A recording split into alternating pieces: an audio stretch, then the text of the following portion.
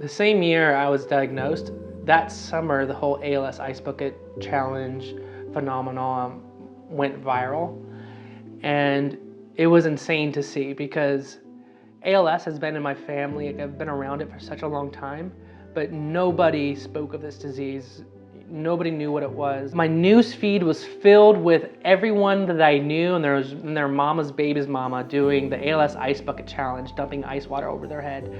And not everybody knew or understood what this disease was, but I didn't care. If they were saying the words or the letters ALS and bringing attention to it, I was happy, you know? So I was just sitting back watching all that happen. And eventually it came to a point where people became frustrated and were annoyed from the challenge. And then a lot of people didn't really understand the realities of this disease either. They were smiling, dumping water on their head because it was, I don't know, for all kinds of reasons. And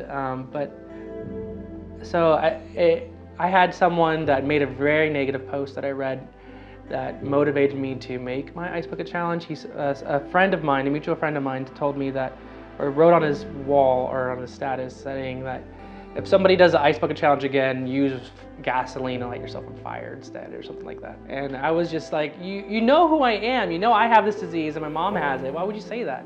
And I was really offended. I never talk about, I never voice my opinions on social media because usually it's like, I feel like it's wasted effort. But this time I was like, no, I'm gonna make a fucking video. I'm gonna make a fucking video and I'm gonna show you why this is so important to us. Nobody talks about this disease because it's ugly, you know, that doesn't go viral, but as soon as somebody does something random and fun, it goes viral. And so that's what I did, and then and that was funny, I guess. And then at the end, I was like, I'm gonna talk to the camera.